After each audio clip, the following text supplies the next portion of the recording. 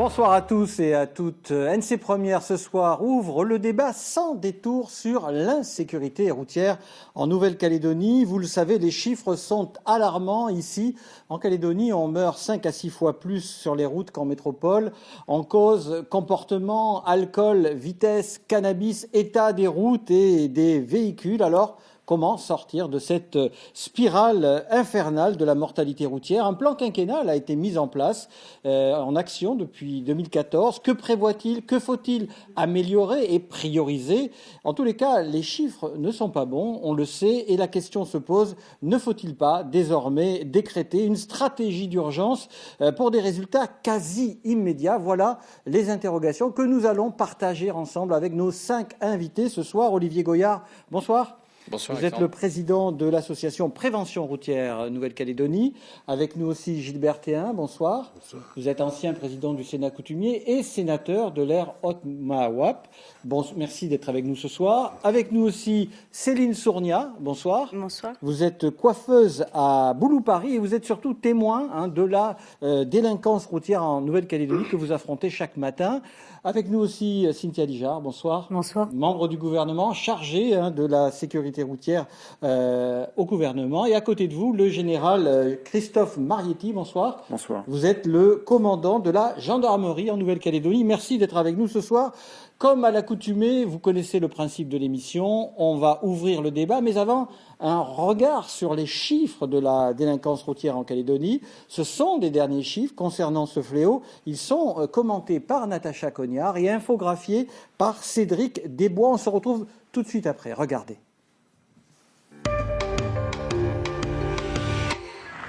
Plus de 40 morts en 9 mois sur les routes calédoniennes. Le constat est alarmant. Les accidents mortels concernent principalement les jeunes âgés de 18 à 35 ans.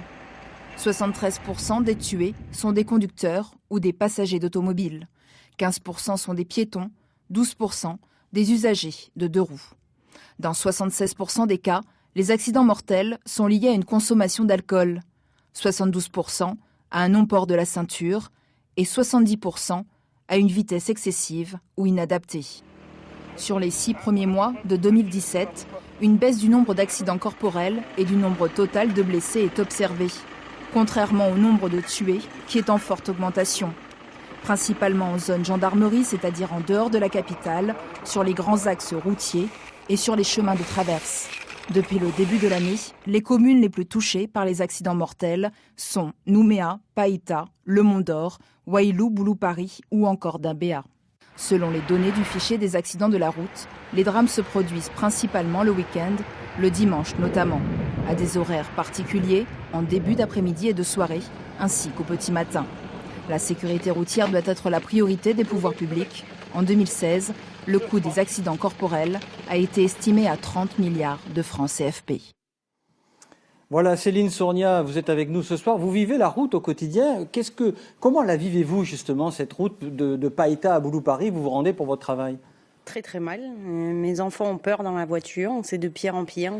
Entre le non-respect des distances de sécurité, de ceux qui sont pressés, qui ne supportent pas que vous respectiez les limitations de vitesse. Les dépassements dangereux, ou en haut d'une côte, vous êtes surpris d'une personne qui est en train de doubler de l'autre côté, comme dans les lignes droites de Tomo, par exemple. Ceux qui doublent sur les lignes continues, sur le pont de Tontouta. Vous avez l'impression d'être en danger au quotidien? Ah, complètement, tout le temps. On part le matin avec la boule au ventre, on rentre le soir la boule au ventre. Olivier Goyard, que faut-il faire? On a vu dans ce reportage, le premier reportage, que faut-il faire pour que les mentalités changent? Le plus urgent maintenant, c'est de faire évoluer le cadre réglementaire en Nouvelle-Calédonie, parce qu'on a pris énormément de retard sur beaucoup de sujets. On voit que l'insécurité routière, c'est plus un problème de méconnaissance. On sait très bien tous qu'on doit mettre notre ceinture, ne pas conduire après avoir bu, conduire à une vitesse compatible avec notre survie. Mais pourtant, on continue à le faire. Donc on comprend bien que le cadre réglementaire, la pression sur l'usager, n'est pas exercée au bon endroit, au bon moment, et qu'on a encore beaucoup de progrès à faire sur ça. Madame Lijard, le cadre réglementaire s'adresse à vous. Qu'est-ce que vous répondez à Olivier Goyard? Ce que je réponds, enfin, il le sait d'ailleurs puisqu'on travaille ensemble sur ces questions-là, c'est que effectivement, on a beaucoup travaillé ces derniers temps, en particulier sur la réglementation, pour rattraper un retard qui était réel, mais il s'agit essentiellement d'ajustement et de correction. Donc aujourd'hui, on en est aussi aux mesures nouvelles en termes de réglementation, sachant que on peut dire qu'à peu près tout ce qui doit être fait est fait. C'est-à-dire la vitesse, elle est déjà limitée. Le port de la ceinture, il est déjà obligatoire.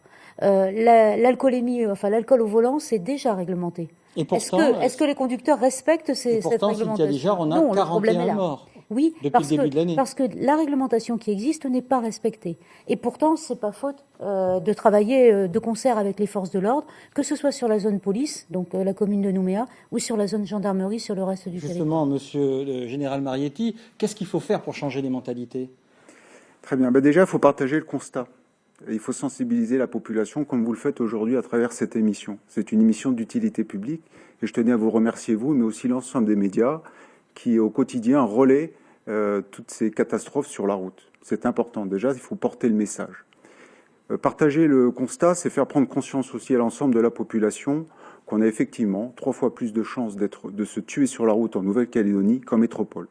Comparer la situation en métropole, c'est comme si nous faisions un retour de 35 ans en arrière. Voilà. Donc il faut progresser dans tous les domaines, dans le domaine de la prévention, de l'éducation, de la répression et sur le domaine réglementaire. Voilà. Est-ce que les forces de l'ordre sont assez présentes sur les routes du pays? On a un internaute, Bob de Wailou, qui nous le dit. Pourquoi n'êtes-vous pas assez présent sur les routes du pays? Et notamment le vendredi à partir de 15h jusqu'au dimanche 20h. Qu'est-ce que vous répondez à ce citoyen finalement? Je dis Bob a raison. Il n'y aura jamais assez de gendarmes sur la route, ni de policiers municipaux pour contrôler l'ensemble des automobilistes. Voilà. Donc en métropole a été fait le choix du contrôle automatique pour renforcer la présence des moyens de contrôle sur le terrain. Mais c'est d'abord la prise de conscience de chacun des automobilistes qui nous fera progresser dans ce domaine. Et ce même Bob interpelle Cynthia Lijard en lui disant « Pourquoi ne faites-vous pas voter, Madame Lijard, vous qui êtes en possibilité de le faire, une loi de pays qui oblige les gendarmes à être présents sur les bords des routes ?» Mais c'est un citoyen qui vous pose cette question. D'accord. Alors d'abord, je rappelle que les forces de l'ordre, gendarmerie, police, relèvent pour l'instant en Nouvelle-Calédonie, et j'espère que ça durera, de l'État, de la compétence de l'État. Ça, c'est la première chose. Donc une loi du pays ne pourrait pas rendre la présence des gendarmes obligatoire. Premièrement. Deuxièmement, on le voit, et je pense que le général a des chiffres sans doute plus parlants que les miens, mais nous, ce qu'on sait, c'est que là, je vais parler que de la gendarmerie, donc zone gendarmerie hors Nouméa, on a au minimum un contrôle un jour sur 2 dans l'année. C'est-à-dire que un jour sur 2, vous prenez la route et vous pouvez tomber sur un contrôle de gendarmerie. Sur toutes les routes de Calédonie? Sur la plupart. Enfin, là, je ne vais pas parler pour la gendarmerie, mais... Donc, on consacre 10% de notre activité à la lutte contre l'insécurité routière. C'est-à-dire que ça, c'est le temps exclusivement dédié. Maintenant, au quotidien, les gendarmes participent à travers d'autres missions, par leur présence sur la route, à faire ces contrôles. En termes de contrôle de vitesse, aujourd'hui, nous sommes au 1er octobre à 12 000 infractions de vitesse relevées à l'encontre de l'ensemble des automobilistes calédoniens. Dans cette trajectoire, en fin d'année, nous serons à 16 000 infractions. C'est-à-dire, au regard du parc de véhicules, on peut estimer que 10% des automobilistes auront été contrôlés en infraction sur l'ensemble du territoire. Monsieur Gilbert Théin, comment est-ce que la jeunesse de ce pays, une certaine jeunesse qui prend le volant et appréhende le code de la route, et comment est-ce qu'ils le vivent, et est-ce que vous, Sénat coutumier, vous faites assez d'actions pour conscientiser ces conducteurs? Non, le Sénat coutumier n'a pas vocation à ça. Le Sénat coutumier, ça s'adresse au peuple, au Kanak, mais que chaque parent parle à son jeune. Et quand vous dites le mot jeunesse, il faut changer les mentalités, bien sûr, ça il faut y participer. Nous, on est prêt à y participer, mais aussi, il n'y a pas de jeunes sans adultes. On est les aînés de ces jeunes-là. Et si les jeunes font des choses, c'est qu'ils ont certainement vu quelque part, où on a laissé passer au filet des erreurs. Alors, nous, ce n'est pas notre travail de le faire. Nous, on le constate, on est victime aussi de tout ça, puisque la plupart, on ne le dit pas, je ne sais pas si les chiffres le disent, mais ce serait bien de voir en pourcentage d'ethnie, mais le peuple kanak est aussi très touché par ça. Et alors justement, comment vous arrivez à faire passer des messages dans les mentalités du peuple kanak vis-à-vis de la route, avec la vitesse, l'alcool, le cannabis, les comportements, la ceinture de sécurité, toutes ces questions-là? Est-ce que ce sont des choses que vous formulez pour que la mortalité baisse dans le peuple kanak, justement? On le dit, sauf que nous, la part de la tradition qui nous reste, c'est s'adresser au public, à la famille, à l'enterrement. Ça, beaucoup reprennent le relais de dire faire attention à... Alors ça reste qu'à ce niveau-là. Tandis que là où je pense qu'on est un petit peu différent, c'est lorsqu'il s'agit des blessés. Puisque la visite des blessés dans les hôpitaux, parce qu'il y a une différence entre un vivant et un mort chez nous. Quand le mort, il est mort, le comportement est différent. Sauf que on ne fait moins de différence s'il est mort suicidé, s'il s'est suicidé ou s'il est accident de la route. Nous, c'est un mort, tout simplement. Parce que le rapport à la mort, il est... Mais vous intervenez, nous dites-vous, au moment du décès. Est-ce que ce n'est pas trop tard? Est-ce qu'il ne faut pas intervenir avant, justement, en prévention? Nous, on peut aider les organismes de prévention à rajouter une touche de la mentalité d'ici. Mais c'est pas de notre compétence. Je disais tout à l'heure que chaque famille, chaque parent s'adresse à ses enfants, mais à son fils. Mais quand je le dis comme ça, en 2017, ce mode de communication est très différent maintenant. Olivier Goyard, on a parlé des messages. Le général Marietti a parlé des messages importants. Est-ce que des campagnes d'affichage avec des photos chocs, ce qui est fait d'ailleurs dans d'autres pays, est-ce que ce serait une solution pour conscientiser un peu la population? Je ne crois pas. Personnellement, je ne crois pas. Il y a eu des études très poussées là-dessus sur quelle est la bonne méthode de communication. Et puis maintenant, je crois qu'en Nouvelle-Calédonie, le temps de la communication est passé. Vraiment, le temps de l'action est venu, et le temps de l'innovation, de l'action sur le terrain, et de vraiment faire évoluer les dispositifs, de savoir refixer les priorités, ça me paraît plus urgent. Votre avis, Madame Sonia, qu'est-ce qu'il faudrait faire pour agir sur les mentalités? Je vais être dure, mais oui, au niveau des amendes, il faudrait qu'elles soient plus grosses, quitte à supprimer le véhicule de la personne. Quoi d'autre? Au niveau de l'alcool, tolérance zéro. Tu conduis, tu bois pas. Oui. Après, il y a beaucoup de choses à faire, mais il faudrait déjà être beaucoup plus sévère, en fait. Être plus sévère, Cynthia Lijard. Est-ce qu'on est laxiste en creux?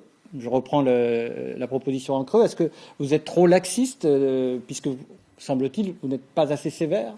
Alors, vous me donnez là l'occasion peut-être de resituer le rôle de chacun, parce qu'on est de nombreux acteurs sur la question de la sécurité routière. Nous, la collectivité Nouvelle-Calédonie, nous avons comme rôle de fixer le cadre réglementaire, comme le disait M. Goyard tout à l'heure, de faire de la prévention, de l'information, de la communication. Donc on doit organiser tout cela. Après, on n'ira pas derrière chaque conducteur pour lui dire attention, tu risques l'enfer si tu prends le volant alors que tu as bu. Nous travaillons de concert avec les associations, bien entendu. Ça, c'est pour l'éducation, c'est pour la prévention et c'est pour l'information. Parce que je crois qu'on ne communique jamais assez. Je pense qu'il faut vraiment jouer sur tous les tableaux si on veut combattre ce fléau. Et nous travaillons, je l'ai dit tout à l'heure, avec les forces de l'ordre. Nous travaillons également avec les coutumiers. C'est un travail que nous avons commencé à lancer.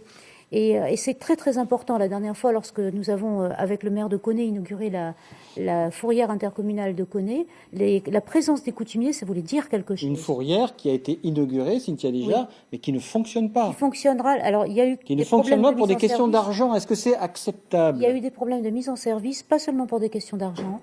pour des questions liées au fonctionnement de la fourrière lui-même. Et les dernières informations que j'ai, en tout cas, c'est que cette fourrière devrait entrer en fonctionnement dans les jours qui viennent là maintenant. Monsieur le général Marietti, on parle, Madame Sournière vient de nous dire, il faut taper fort. Est-ce que on n'est pas assez, on va pas assez loin dans les sanctions, selon vous, en Calédonie? Les sanctions sont graduées.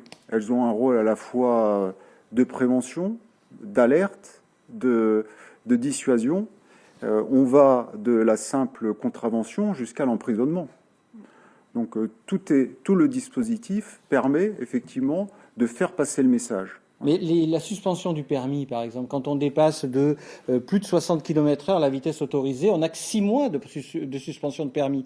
Est-ce que c'est suffisant? Est-ce qu'il ne faudrait pas vraiment taper très fort, comme le demande Madame Sournière sur ce plateau? Alors, nous avons un parquet vraiment qui est très allant sur le sujet. Dès qu'il y a récidive, là, on a vraiment des sanctions qui sont très sévères, qui vont jusqu'à l'emprisonnement, qui vont jusqu'à la confiscation du véhicule. J'estime que le dispositif de sanctions pénales est suffisant, très clairement suffisant. Je voudrais revenir sur le message de sécurité routière. Moi, j'ai une formule pour dire que le message de sécurité routière, c'est un vaccin qui nécessite un rappel permanent. Voilà. Et il n'y a pas effectivement de campagne définitive ou d'apprentissage définitif face à ce danger. Il faut y revenir en permanence. C'est toute l'intelligence de cette émission et de la pédagogie. Voilà. Sur le constat, j'insiste aussi sur le fait que oui, on a plus de risques de se tuer sur la route. Ça impacte directement notre jeunesse puisqu'on a un tué sur 4 qui a moins de 25 ans. Hein. Nous avons 10% de nos tués qui ne sont pas conducteurs, ce sont des piétons. Voilà. Donc tout ça pour ce message, j'insiste sur le fait que tout le monde soit concerné par ce message. On a vu dans ce reportage que un des fléaux, c'est l'alcool. L'alcool au volant, on le sait, multiplie les accidents et la mortalité. Est-ce que sur l'alcool, Cynthia Lijard, on en fait assez? Et est-ce qu'on n'est pas justement encore un peu trop clément quand on voit que on a des taux on a 0,5 grammes par litre de sang tolérés. Enfin, au-delà, on est en infraction. Mais quand on dépasse de 0,8 à 1,20 g, par exemple, on n'a que 2 mois de suspension de permis. Quand même, c'est 1,20 g d'alcool dans le sang, il faut le faire. Donc, est-ce que là, on ne peut pas aller vraiment taper fort? Et puis, il y a des pubs, des pubs qui incitent. Quand on est dans les grands magasins le samedi matin et qu'on entend passer à la caisse avec des caddies remplis d'alcool, parce que l'alcool va être fermé et que finalement, non mais est-ce que là les lobbies de l'alcool ne font pas une alcoolisation de masse, une incitation des Calédoniens à consommer, parce qu'on sait que tout le monde ne prendra pas le message de la même façon. Vous et moi, on va comprendre. Monsieur Goyard, vous, Monsieur Théin, tout le monde, mais d'autres personnes ne comprendront pas. Ils vont acheter et consommer. Donc là-dessus, sur l'alcool, madame, excusez-moi, j'étais un peu long, mais, non, mais ça me paraît important. Je crois que tout le monde partage ce constat. L'alcool est un problème, pas seulement s'agissant de la délinquance routière. Oui, l'alcool est un problème général en Nouvelle-Calédonie, à tel point qu'au niveau du gouvernement de la Nouvelle-Calédonie, c'est un sujet transversal.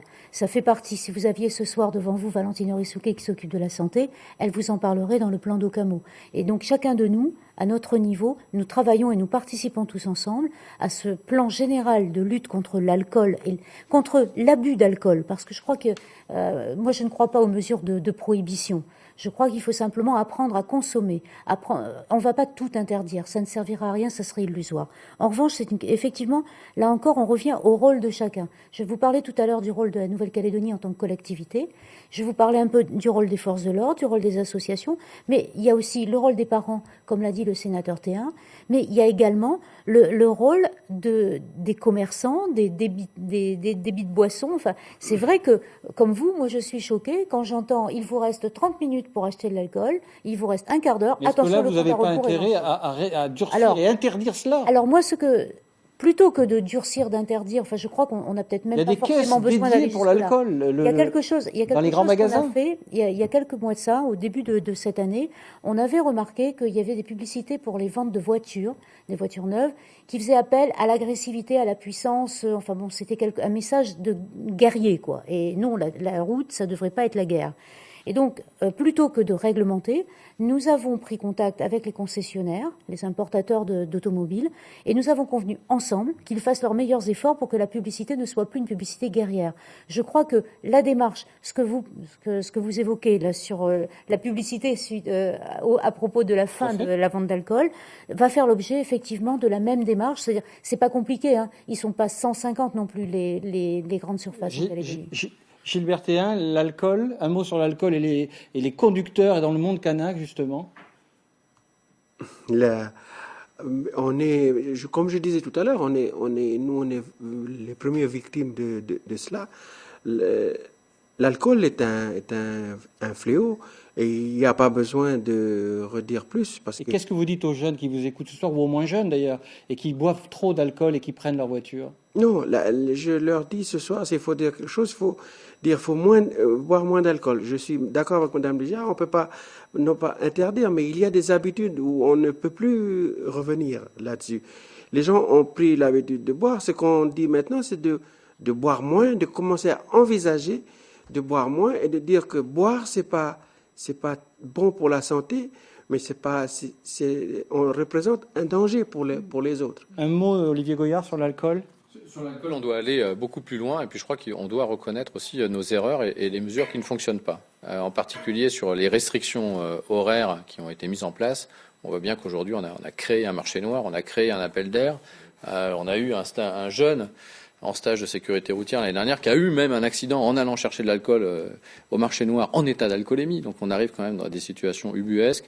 Et moi, je demande à ce qu'on monte un groupe de réflexion rapidement et qu'on remette en cause les bonnes mesures. Autant il est normal de protéger les mineurs le mercredi après-midi autour des établissements scolaires, autant les mesures du week-end, ça ne fonctionne pas.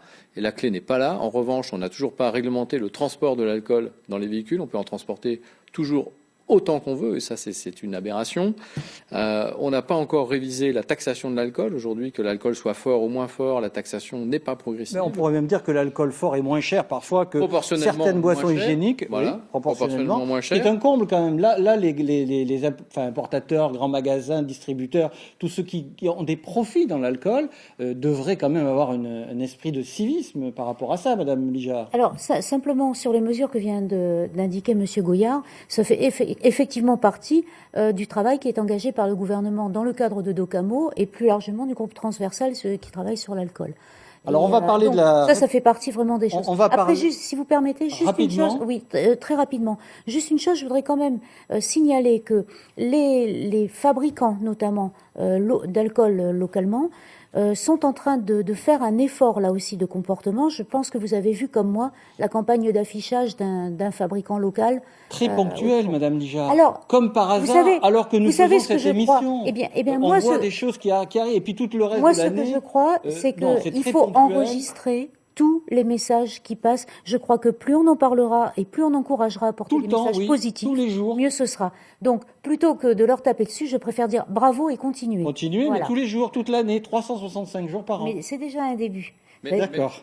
Pareil, j'aimerais bien une rubrique quotidienne. Hein, mais on doit aller beaucoup plus loin aujourd'hui sur le marché de l'alcool quand on regarde ce qui se passe dans le détail. Si on voit l'aspect du business, on a des importateurs qui sont en concurrence avec des producteurs locaux et chacun essaie de défendre son business et ses parts de marché.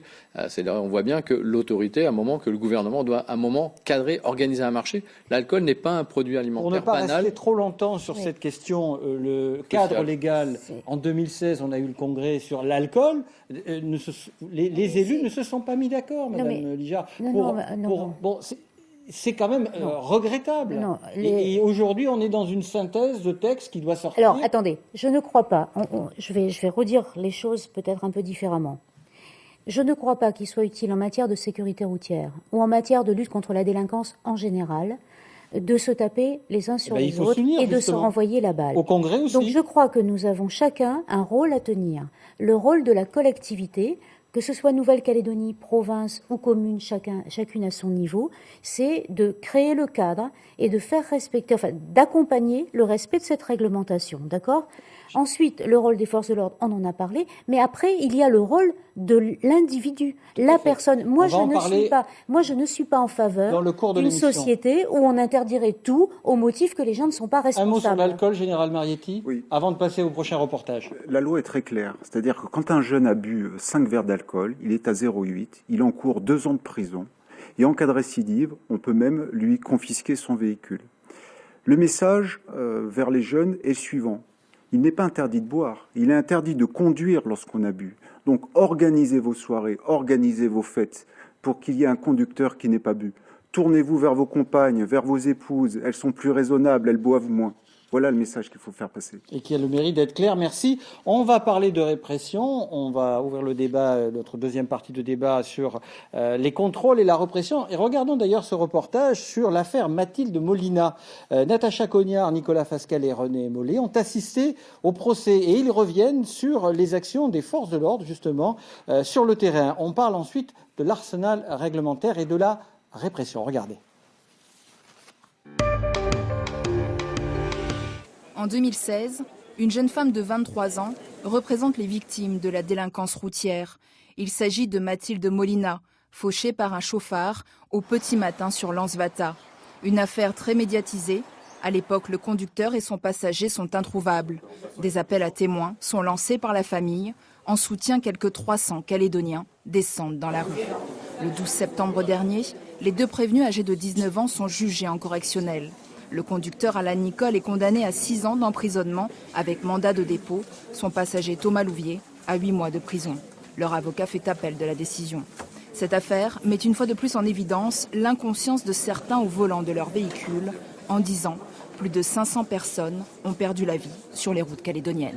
Une voiture, c'est une arme qu'on peut tuer avec une voiture et que surtout il ne faut pas boire ou prendre des stupéfiants quand on doit prendre le volant.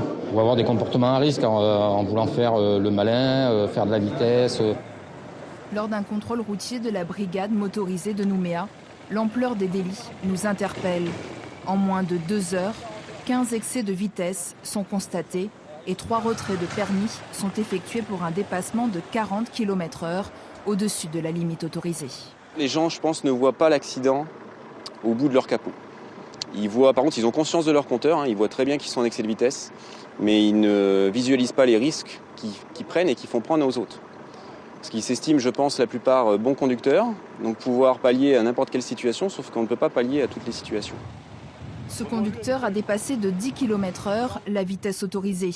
Il ne sera pas inquiété, il sera rappelé à l'ordre, mais son insouciance a de quoi surprendre. Et les excès de vitesse, qu'est-ce que vous en pensez ? C'est pas bien. C'est pas bien du tout. Le facteur aggravant dans les accidents de la route, c'est le non-port de la ceinture de sécurité. Il y a le Renault gris, Renault Express gris, un seul conducteur, 0 passager. Est-ce que tu peux vérifier la ceinture ? Chaque semaine, 80 à 100 personnes comparaissent pour délit routier au tribunal de Nouméa, dans les sections détachées de Koné et de Lifou. Sur un an, cela représente 50% du contentieux pénal. C'est évident que les peines de prison sur un délit routier ne va pas régler le phénomène. Un axe de travail, c'est la confiscation du véhicule, qui est importante, et de plus en plus importante, puisque dans la fourrière intercommunale du Grand Nouméa, nous sommes passés à peu près de 500 véhicules en 2013 qui étaient en fourrière, à 1319 en 2016. L'année dernière, 197 véhicules ont été détruits après avoir été saisis. Un moyen de répression efficace, selon le parquet, reste à augmenter la capacité d'accueil de la fourrière de Nouméa et à développer celle de la province Nord. Voilà, on a parlé de ces fourrières et notamment celle du Nord qui était inaugurée mais qui va ouvrir, qui n'est pas encore ouverte, sachant que, il faut le dire, Cynthia Ligard, une fourrière ça rapporte. Donc on a plutôt intérêt à ouvrir une fourrière, donc c'est pas une mauvaise affaire, on va dire. Et si vous le permettez, en l'occurrence, là, il s'agit d'une fourrière intercommunale, c'est-à-dire ce sont les mairies qui sont à la manœuvre. Tout à fait. Et ça, c'est quand même très intéressant, ça montre qu'à tous les niveaux, on se préoccupe de cette question. Olivier Goyard. C'est très important l'outil d'e-fourrière, puisque c'est le seul outil qui permet de faire cesser l'infraction. Il n'y a rien de plus frustrant pour les forces de l'ordre que de constater des infractions graves et de ne pas pouvoir faire cesser l'infraction. Donc le recours à la fourrière est très important. Ça permet ensuite aussi de sélectionner les véhicules qui vont être remis à la route. Donc en l'absence de contrôle technique, c'est le seul moyen aujourd'hui d'évacuer des épaves. C'est le filtre de la fourrière. Le nombre de destructions est bien plus important. Beaucoup de choses dans ce reportage qui nous interpellent, notamment les contrôles techniques. Voilà. Alors, contrôle technique, Cynthia Lijard, c'est vous avez suivi ce dossier. Où est-ce qu'on en est concrètement, rapidement, pour que les Calédoniens sachent? Alors, où est-ce qu'on en est? On est aujourd'hui à la concertation. Il y a un projet de texte, un pré-projet de texte, et la concertation a commencé avec l'ensemble des acteurs concernés par la question, parce que je voudrais, avant de présenter ce texte en collégialité au gouvernement puis ensuite au Congrès, je voudrais d'abord m'assurer que l'ensemble des personnes qui vont être concernées par la mise en place de cette filière soient calées, quoi. C'est pas la peine d'aller à la guerre sur un sujet comme ça. Contrôle technique avec obligation de réparation. Alors, oui, absolument. Mais alors, avec des pièces détachées qui sont pas chères, parce qu'aujourd'hui, franchement, quand on va faire remplacer un rétroviseur, Monsieur Goyard. Je commence à rire parce que, si vous voulez, il y a un moment. Mais c'est très cher. Si on commence à se Pourquoi dire les gens ne réparent pas qu'on doit prendre toutes les choses par tous les bouts, on ne fait jamais rien. Donc moi, je suis plutôt partisan de la politique des petits pas. Il nous faut un texte aujourd'hui qui mette en place, qui rende obligatoire le contrôle technique sur tous les véhicules. Ça, c'est une très bonne chose. Et un contrôle technique régulier. Mais si on veut réparer... Ce que nous allons commencer par faire, c'est mettre des points de réparation obligatoires, un nombre réduit de points de réparation obligatoires, ce qui sera déjà une amélioration par rapport au système actuel. Et si tout va bien, si tout va comme je l'espère, ce texte devrait être sur le bureau du Congrès à la fin de cette année pour la session budgétaire. Alors on a parlé des fourrières qui sont en train d'ouvrir. On a compris aussi que la justice avait parfois du mal à mettre en prison des récidivistes ou des gens qui font beaucoup d'infractions, mais parce qu'il y a parfois un manque de place dans les prisons. Monsieur Goyard. Un manque de place et puis surtout un trop gros nombre de conducteurs qui sont poursuivis. Donc on est dans des situations où on a des audiences correctionnelles de Nouméa, c'est 40 à 50 conducteurs par semaine, c'est plus de 2000 conducteurs par an. Donc bien sûr, la réponse pénale ne peut pas être l'enfermement pour tout le monde. Nous, on demande aussi à ce qu'on puisse innover sur la réponse pénale, de mettre en place des travaux d'intérêt général, une obligation de soins. Moi, je voudrais quand même qu'on reparle 2 minutes d'alcool. Allez voir les alcoolodépendants qui viennent pour la 3e ou 4e fois à la barre du tribunal, pris en état d'alcoolémie. Ce sont des personnes en détresse, ce sont des malades dépendants de l'alcool, et il faut bien à un moment leur tendre la main et trouver des solutions. Donc pour ne pas les désocialiser, la meilleure mesure pour ne pas désocialiser ces conducteurs, c'est l'éthylotest antidémarrage. Ça, c'est le point numéro 1. Alors où est-ce qu'on en est de cette mesure? On est en train de travailler sur des projets, mais aujourd'hui on a des coûts qui sont tels, donc on discute avec le procureur de la République pour mettre en location des éthylotests antidémarrage sur les véhicules. Mais aujourd'hui on a des coûts qui ne seraient pas supportables par l'usager condamné à le mettre en œuvre. Donc on a l'espoir, on est sur des pistes pour pouvoir les avoir beaucoup moins chers. Et puis c'est d'introduire l'obligation de soins pour ces conducteurs, et parce que ces conducteurs récidivistes finissent par avoir un accident grave et mortel, et il faut leur porter assistance. Au-delà d'être des infractionnistes, ce sont des personnes en souffrance. Céline Fourniat, un mot sur ces questions? Ce qu'il a dit, c'est très bien. Je rajouterai pour les délinquants routiers qui finissent au tribunal un stage auprès des accidentés de la route qui sont en centre de kinésithérapie, etc. Pour qu'ils discutent avec eux et qu'ils voient ce que c'est que quelqu'un à qui il manque une jambe, un bras, et qui doit vivre au quotidien avec ça après un accident de la route, justement. Est-ce que vous êtes militante de cette cause? Est-ce que vous allez parler à des gens, les rencontrer pour les sensibiliser, ou est-ce que vous avez envie de le faire, ou vous y avez pensé? J'aimerais bien le faire, oui. J'en parle autour de moi, oui, par mon travail, mais c'est vrai que c'est quelque chose qui me touche énormément. Pour la simple et bonne raison que je suis fille justement d'accidentés de la route, mais aussi en contrebalance fille de gendarme aussi. Donc l'un dans l'autre, j'ai appris depuis. Ce devoir d'alerte, vous l'exercez, vous appelez par exemple quand vous voyez des infractions trop graves, et qu'est-ce que vous dites par rapport à ça? Mes enfants se mettent à filmer et on balance sur les réseaux sociaux. C'est le seul, parce que moi je pars du principe, et j'en ai fait l'expérience moi-même pour autre chose, tant qu'on ne se voit pas, on n'admet pas quelque chose. Un jour, je me suis vue filmer en train de crier après mes enfants, et ça m'a percuté. Je me suis dit, non, c'est pas comme ça qu'il faut faire. Donc je pense que si les gens, tout le monde reconnaît sa voiture en Calédonie, même en floutant les plaques, si on passait ça à la télé tous les soirs, un petit bout du comportement routier, même si ça peut faire changer une personne sur 10, Oui, ça sera déjà ça de gagner. Général Marietti, Ça sur sera ces déjà questions. ça de gagner. C'est moi qui roule comme ça.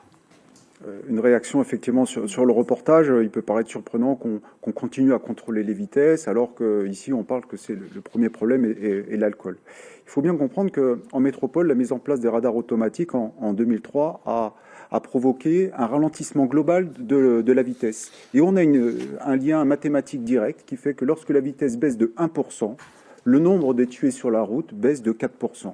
Et on en est témoin en métropole, puisqu'entre 2002 et 2012, nous avons une baisse de la vitesse de 90 km/h de moyenne à 80 km/h de moyenne, et nous avons divisé le nombre de morts par 2. Donc vous nous dites quoi ce soir? Que votre action, vous, à votre poste, ce sera de faire tomber la vitesse à moins de 110? Ce sera de faire respecter la vitesse pour que la vitesse moyenne des usagers baisse sur le territoire. Et nous aurons une conséquence directe et mathématique sur le nombre de morts.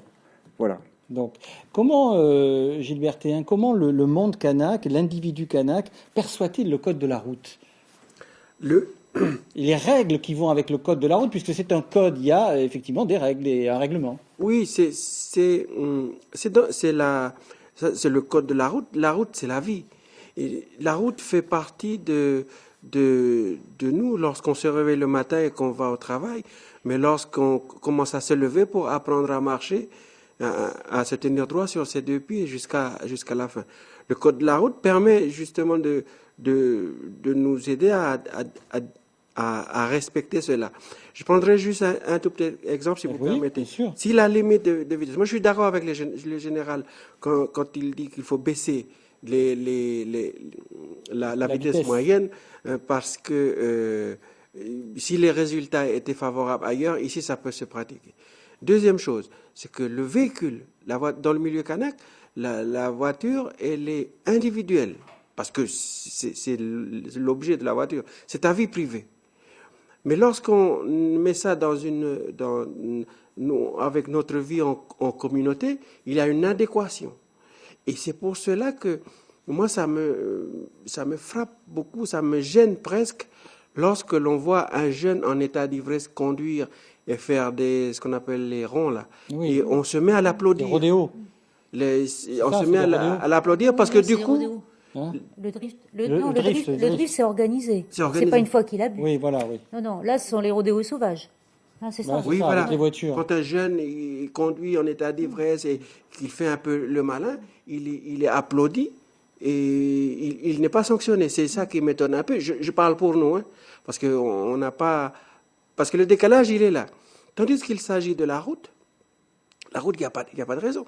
C'est pas seulement la route fait partie de tout cet ensemble. La rivière que l'on traverse, la plaine, la montagne, tout ça, c'est dans un ensemble. C'est très agréable d'aller sur une route sans être un danger pour les autres. Et est-ce que l'individu kanak, Gilbert Théin, a conscience de ses devoirs? Il a des droits, nous avons tous des droits, mais est-ce qu'il a conscience de ses devoirs ou pas du tout? Par moment, non. Par moment, non, mais là chez nous, le rappel, il viendrait toujours de la communauté, de l'ensemble. C'est pour ça que je parle toujours il n'y a pas de jeunes s'il n'y avait pas de vieux. Comme il n'y a pas d'enfants s'il n'y avait pas de parents. Cynthia Lijard, une réaction? Oui, je voudrais juste dire, quitte à me répéter, qu'une fois qu'on a consommé trop d'alcool, qu'on soit kanak ou qu'on soit de n'importe quelle autre ethnie, le comportement, il est aussi idiot. Et là, on est vraiment très, très égaux devant l'abus d'alcool. Et donc, je crois qu'il faut qu'on agisse évidemment sur tous les leviers, mais prioritairement, si on a quelque chose à faire, c'est tous ensemble trouver le moyen de changer le comportement face à l'abus d'alcool. Est-ce que si aujourd'hui nous en sommes là, c'est-à-dire à ce constat, 41 morts depuis le début de l'année, des chiffres qui sont pas bons, on les a vus, est-ce qu'on a fait assez de choses au niveau de l'éducation, des supports scolaires, des enfants, des adultes ou des lycéens, des enseignants, Olivier Goyard? Non, aujourd'hui on est en train de remettre en place l'éducation routière dans le primaire, de mettre l'éducation routière au centre. Hein, donc chaque élève qui arrive en CM2 doit passer l'attestation de première éducation routière. Quand on a rouvert nos pistes l'année dernière, sur toute la Nouvelle-Calédonie, on n'était qu'à 1 enfant sur 2 qui était touché par les contenus. C'est pour ça qu'on demande la généralisation de l'éducation routière, parce que l'éducation routière, c'est le pari sur l'avenir, c'est le pari sur le conducteur de demain, sur le citoyen de demain. Et on se rend compte, et là je rejoins complètement Gilbert Théin, qui nous dit que la route, c'est un espace social. Et apprendre la route, c'est apprendre à vivre ensemble. Et ça, on en a besoin. Et d'autre part, je pense qu'il faut aussi que nous, on change nos représentations. Le code de la route, c'est pas un ensemble de règlements. Le code de la route, c'est un langage. Quand tout le monde apprend le même code de la route, ça me permet juste de comprendre ce que fait l'autre et d'expliquer à l'autre ce que je vais faire.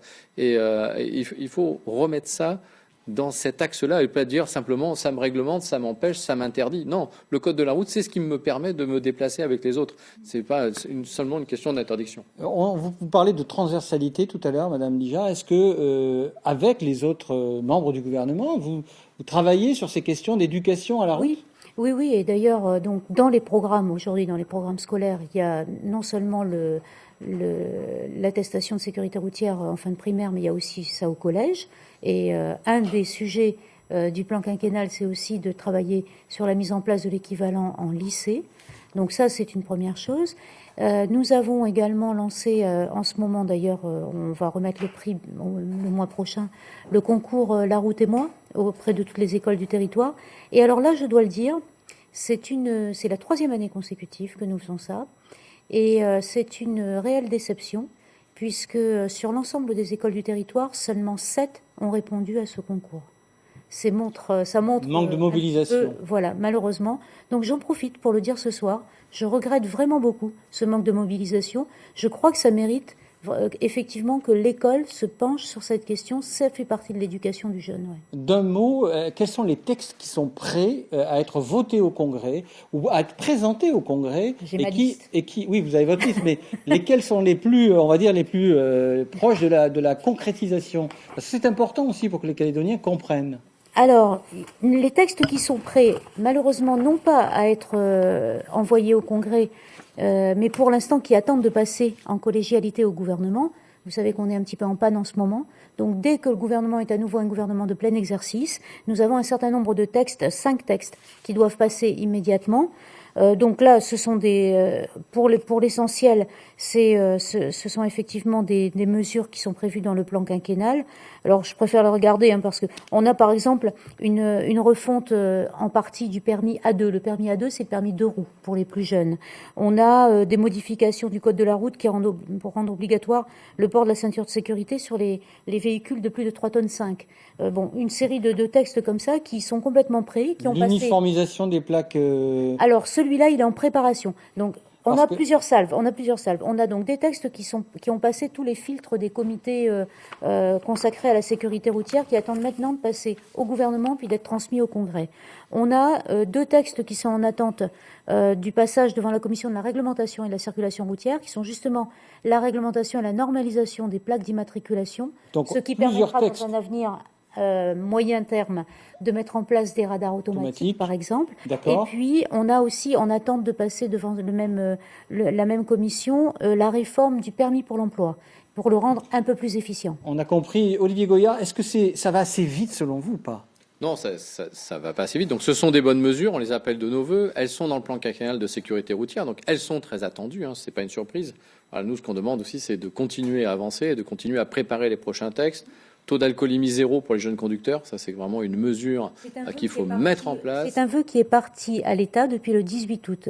Il ne s'agit pas de quelque chose qui relève de la compétence de la Nouvelle-Calédonie, parce qu'il y a ça aussi qu'il faut comprendre. Oui. C'est que les compétences ne sont pas seulement calédoniennes, et donc en l'occurrence le vœu est parti pour la tolérance zéro chez les jeunes conducteurs, pour la tolérance, pour le principe du propriétaire-payeur également, qui pourrait nous aider à mieux sanctionner. Mais est-ce que ça va assez vite ? Ça suppose que l'État ensuite prenne les mesures. Sur le taux d'alcoolémie 0, là, l'État a sa responsabilité. Quand le texte a été voté, il n'a pas été immédiatement étendu à la Nouvelle-Calédonie. Donc on peut dire aussi que de temps en temps, l'État ne fait pas son travail.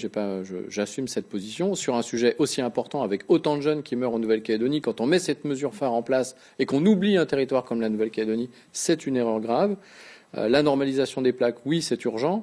Et puis moi, je reviendrai sur ce que nous a dit le général. C'est le seul moyen de faire baisser la vitesse moyenne hors agglomération, là où il y a le plus de morts et d'accidents de la route, c'est de faire baisser la limitation de vitesse.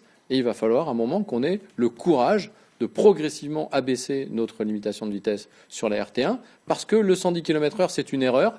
Il n'y a plus que 2 pays dans le monde où on peut rouler à 110 km/h sur une bidirectionnelle. Ça n'existe nulle part Votre dans le monde. réaction, Ailleurs, Général c'est une erreur Marietti? technique.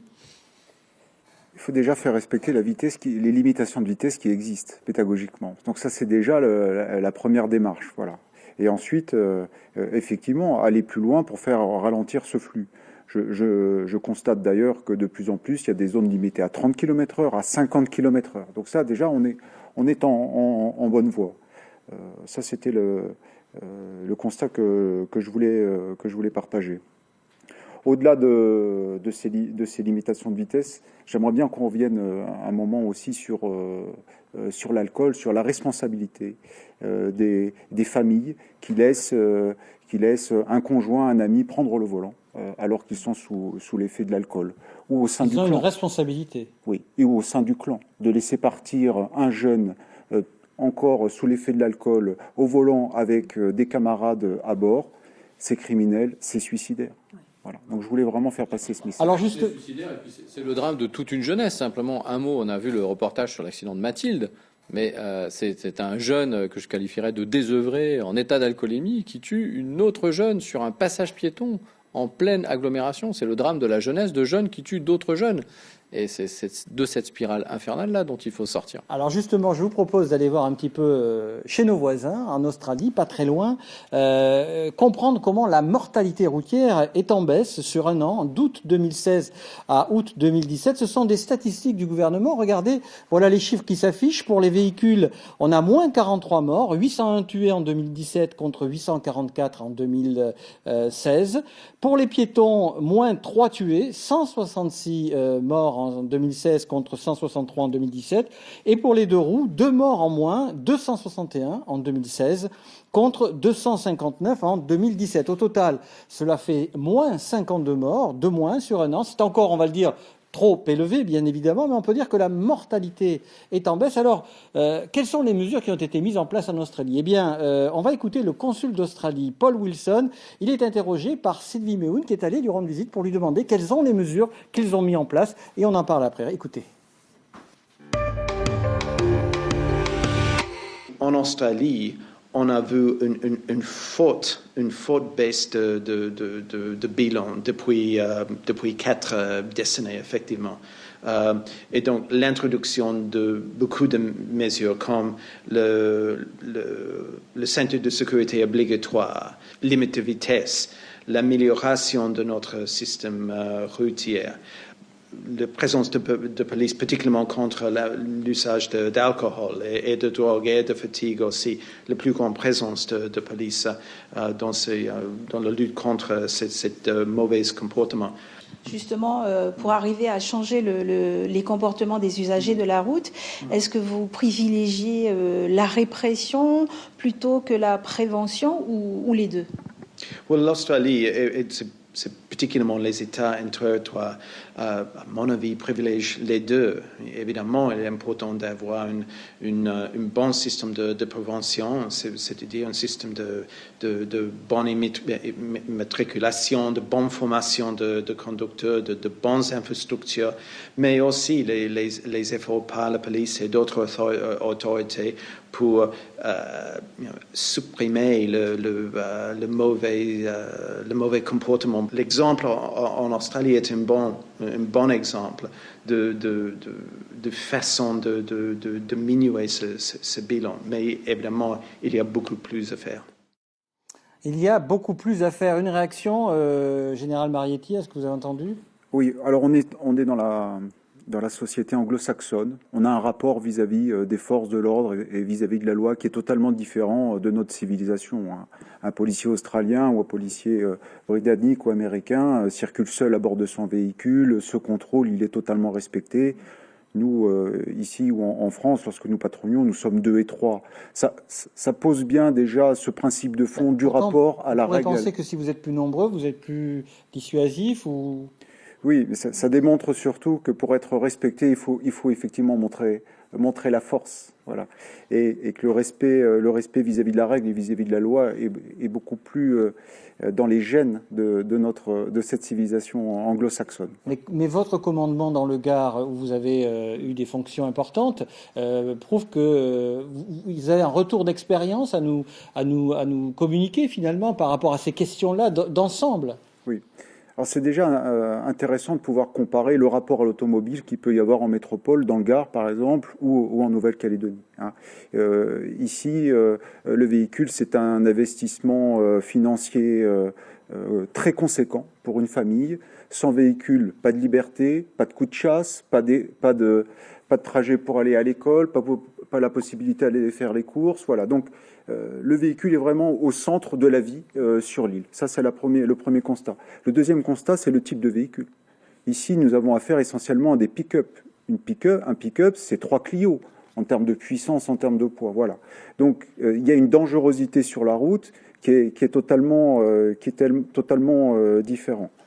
Et puis, ce type de véhicule donne le faux sentiment que l'on est totalement en sécurité parce qu'il y a un pare-buffle, parce qu'il y a des gros pneus, parce qu'il y a un gros habitacle. Voilà. Et donc, il y a un sentiment de sécurité trompeur qui pousse l'automobiliste à aller plus vite. En métropole, c'est pas le cas. Je voudrais revenir aussi sur les distances sur l'île. Ici, vous êtes obligé de faire d'énormes distances, 2 heures, 3 heures de route.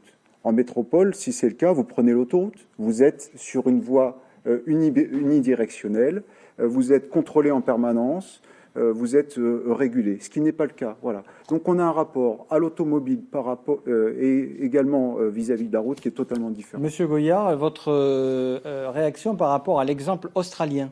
Par rapport à l'exemple australien, il y a des bonnes mesures dont on pourrait s'inspirer. Lesquelles? Déjà, la distribution sélective d'alcool, ça a été mis en place en Australie. Une réglementation beaucoup plus dure en cas de contrôle d'alcoolémie sur les sanctions. Des cellules de dégrisement mobile pour les zones qui ne sont pas desservies ou qui sont loin des commissariats. Ça fonctionne, c'est-à-dire le principe de faire cesser l'infraction du conducteur comme on le fait pour les véhicules. Quelqu'un qui reste 2-3 heures dans un camion au bord de la route jusqu'à revenir à un taux d'alcoolémie standard, quand il a vécu cette expérience 1 fois, 2 fois, 3 fois, il n'a pas très envie d'y revenir. Et ça, c'est innovant. Et c'est beaucoup moins cher que de construire des casernes et des cellules dans les casernes. Donc en Australie, il y a beaucoup de solutions pratiques, économiques. Les anglo-saxons ont une autre mentalité, mais ils sont surtout plus pragmatiques et plus opérationnels et plus rapides. C'est dans la nature anglo-saxonne. Oui, Céline Sournia, votre réaction? Quelque chose qu'il ne faut pas oublier, c'est qu'effectivement, les Français, par rapport aux anglo-saxons, et une grosse marge. C'est-à-dire que l'anglo-saxon a été éduqué déjà depuis petit à respecter les lois, à respecter les autres. Ils sont complètement différents de nous. Nous, le français, il faut toujours qu'on fasse les interdits.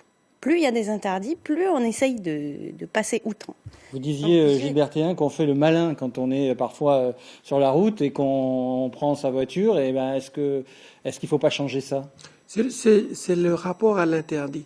Parce que quand on parle d'anglo-saxon, ça se rapproche un peu de la société autochtone ici, où le respect, il va de soi, il est là, il fait partie du reste. Tout à l'heure, je parlais de cet ensemble-là.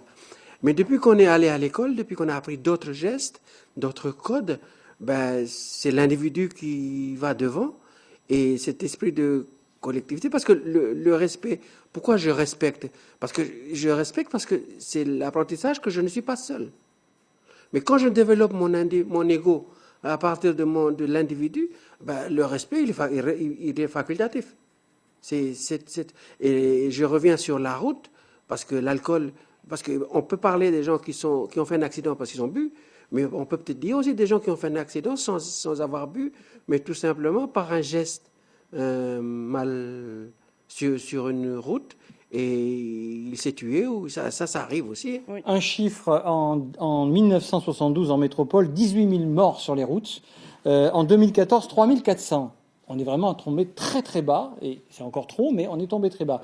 La clé de la réussite de cette, on va dire, de cette descente, c'est le travail en interministériel au niveau de la métropole, police, justice, éducation, santé. Est-ce qu'aujourd'hui, Cynthia, il ne faut pas recréer ça ou créer cela encore plus ici? Et interprovincial, j'ai envie de dire, province-île. Le travail se fait essentiellement au niveau du gouvernement, là, au niveau du pays, on va dire, de l'ensemble du territoire. même si la province Nord s'est dotée d'une chargée de mission à la sécurité routière. Mais ce que je voudrais dire, je vais mettre un peu les pieds dans le plat et je vais essayer de le faire avec beaucoup de respect. Mais il y a la réalité de Nouméa et du Grand Nouméa, et il y a la réalité de la Brousse et des îles. Et tout le monde sait, on le sait tous, on en parle entre nous. Après, c'est difficile de le dire publiquement. Mais vous prenez une transversale, et là, vous voyez à nouveau des passagers dans les bennes. Et les gendarmes, ils sont tout seuls, enfin, même quand ils sont 3, désolé, mais ils font pas le poids face à 15 bonhommes qui sont ivres et qui demandent qu'à en découdre. Les gendarmes, avec la meilleure volonté du monde, il se passera rien. Et donc, ça, c'est vrai. Alors, je parle des passagers dans les bennes parce que je me souviens d'un monsieur de Koumak qui m'a appelé il y a quelque temps en me disant « Mais faites quelque chose, dites aux gendarmes de se mettre là parce qu'ils les voient passer et puis ils les arrêtent pas. » Bah oui, le gendarme, il est tout seul, quoi. Dans les bennes, en 2007, nous faisions un magazine forum sur la sécurité routière avec monsieur Courteau qui était membre du gouvernement. Il avait réussi à éradiquer les passagers dans les bennes. Ah, mais la réglementation, elle est toujours la même, c'est toujours interdit. Oui, mais simplement, personne n'y fait attention. Et donc, c'est ça dont je voudrais parler. C'est que, en fait, il y a ce sentiment global d'impunité. Donc, effectivement, ça passe par l'éducation, ça passe par le travail en communauté, et pas seulement dans la communauté kanak, dans toutes les communautés de ce territoire, mais ça passe aussi par la répression. Bref, il faut qu'on prenne le truc par tous les bouts.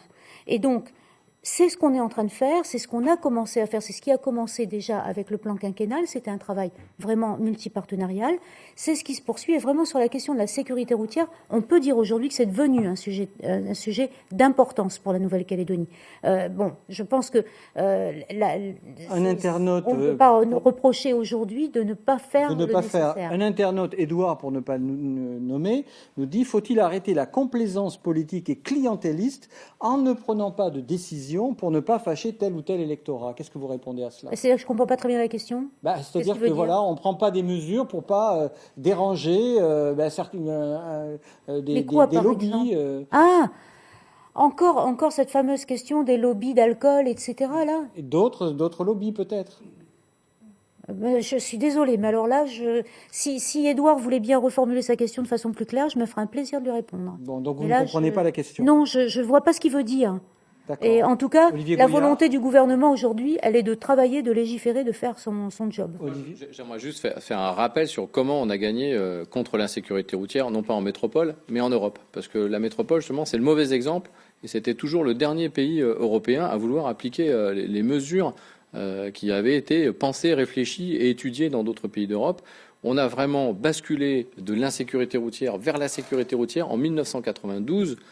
Quand on a mis en place tout un tas de mesures donc sur la vitesse, le contrôle technique, toutes les réglementations de véhicules, en même temps, la loi E20 est passée, la loi E20 sur l'alcool. Et à l'époque, on nous disait, mais vous êtes fous, on est en France, vous allez tuer l'industrie de l'alcool, vous allez tuer l'industrie du vin et vous allez tuer l'industrie automobile. 25 ans plus tard, on a enfin réduit le nombre de tués et de blessés par 4 ou 5. Notre industrie viticole n'a jamais eu autant de valeur. Notre industrie automobile est une industrie de référence.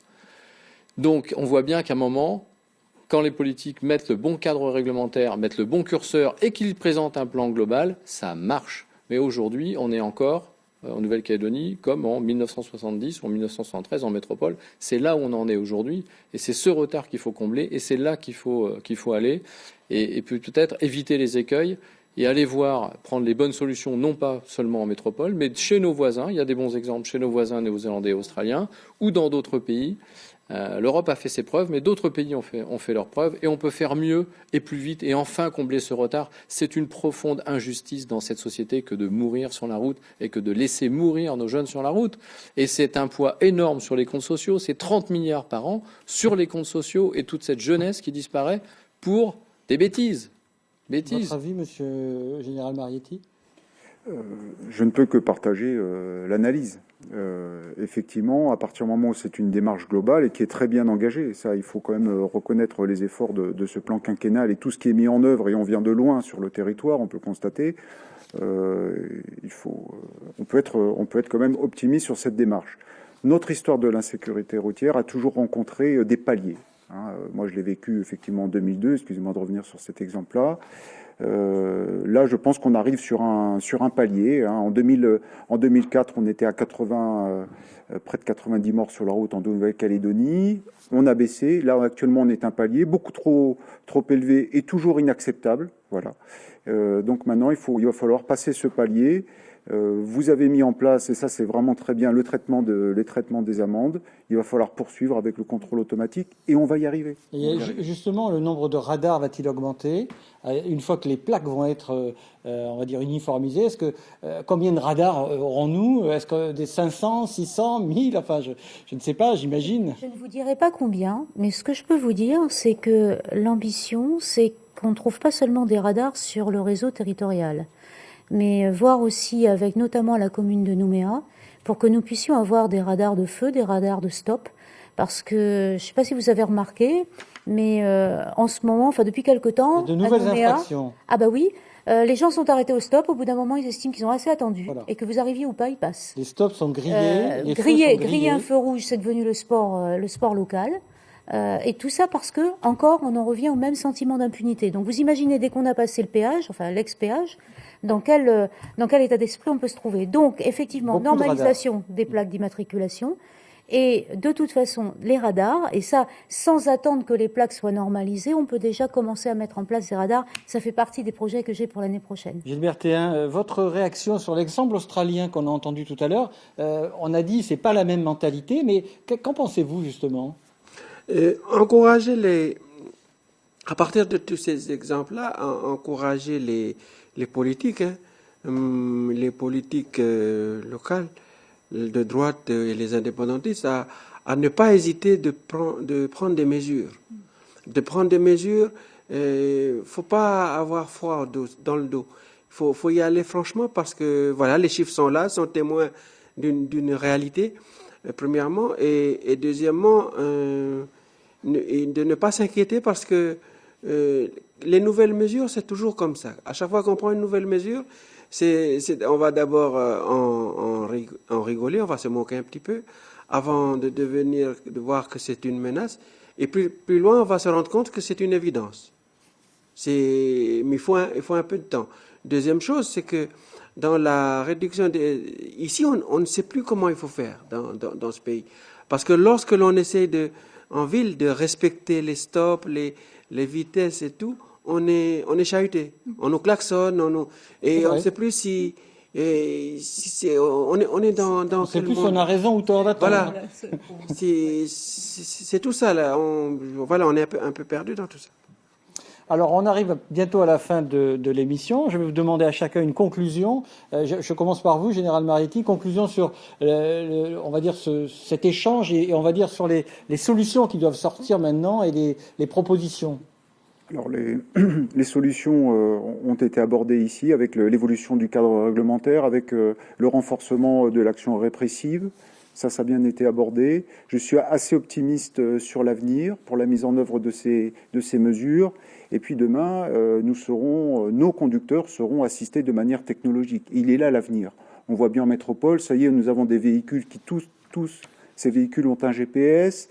La vitesse sera imposée automatiquement par le véhicule. Il y a une aide pour éviter la collision sur les collisions sur les véhicules. Donc, en plus du changement de comportement, il y aura une aide technologique qui arrivera. Avec sans préférence pour Pierre-Paul Jacques, j'ai envie de dire. Exactement. Et que ça frappe tout le monde, quel que soit son grade ou son degré. Exactement. Donc on aura vraiment une évolution positive de cette sécurité routière. Si chacun fait un peu, c'est la vie qui gagne. Je reprends un slogan bien connu.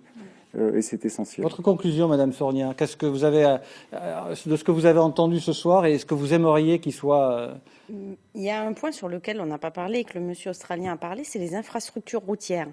L'état des routes. L'état des routes. Alors, il y a des choses qui ont été faites qui sont super. Les 3 voies, notamment au niveau de Moindou, de la Wameni, c'est un endroit où on peut doubler, c'est génial. Après, par contre, il y a des endroits comme entre la Winane et Tomo, où c'est une catastrophe. Et je me suis fait surprendre, moi, en essayant de doubler un camion. Et j'étais à 90-100, qui s'est déporté sur la droite pour éviter les bosses. Et donc, moi, me déporter sur la gauche pour prendre les autres bosses. où j'ai senti la voiture qui partait à l'arrière. Donc améliorer l'état des routes. Oui, mais pas attendre 10 ans. Le pont de la Ouingui, par exemple, là aujourd'hui qui est en travaux, des gens doublent alors que c'est en travaux et qu'il y a des gens qui travaillent là en ce moment. C'est impressionnant. Et il a mis 2 ans. Et là, c'est en train d'être raccordé. C'est trop long. Et le temps que ça s'est fait, après, hop, il faut refaire un autre bout de route qui a été abîmé en attendant que celui-là se fasse. Alors, Madame Lijard, votre conclusion, on entend Céline, il faut aller plus vite. Je lui réponds ou je fais ma conclusion? Vous faites votre conclusion, mais vous n'oubliez pas ce qu'elle vient de dire. Non, mais juste en 2 secondes, je voudrais donner un chiffre. En 10 ans, le nombre d'accidents corporels sur la route a été divisé par 2, pas le nombre de morts. Et ça, c'est essentiellement lié à l'amélioration de nos infrastructures routières. C'est vrai qu'elles sont meilleures, mais et sinon, mieux pour faire, conclure, on va dire. et donc sinon pour conclure, puisque je sais qu'il faut que je conclue, quand même rappeler que je crois que nous tous ici et tous ceux qui nous écoutent, tous les Calédoniens aujourd'hui, ont soit subi directement, soit ont dans leur entourage proche quelqu'un qui a été victime d'un accident de la route. Et donc c'est une réalité quotidienne, c'est quelque chose qui est inacceptable. Nous, les collectivités, nous devons faire notre travail. Les pouvoirs publics, dans leur ensemble, doivent faire leur travail. Mais personne ne pourra jamais se mettre à la place du conducteur qui se met au volant et qui doit décider à ce moment-là si sa voiture est une arme ou pas. Votre conclusion, Gilbert Théin? Je lançais un appel à tous les jeunes conducteurs et qu'il faut obligatoirement passer le permis pour pouvoir apprendre le code de la route. Et puis, surtout faire attention sur la route, parce que la route, c'est un espace public. Et lorsque avant de partir, quand on donne un geste coutumier pour dire que le travail qu'on est venu faire est fini, on va devoir s'en aller, ce respect-là doit aussi se voir poursuivre sur la route avant d'arriver à la maison. Votre conclusion, Olivier Goyard? Nous, on fait un pari sur l'intelligence et sur l'éducation. On fait un pari sur l'avenir en tant qu'association prévention routière. On sait que la clé, véritablement, au-delà de la technologie qu'on aura dans les véhicules, c'est l'éducation routière et c'est le vivre ensemble. Et nous, on fait ce pari-là pour l'avenir. On souhaite vraiment que le territoire y mette toute son énergie. Ce n'est pas qu'une seulement de moyens, mais toute son énergie dans l'éducation des jeunes.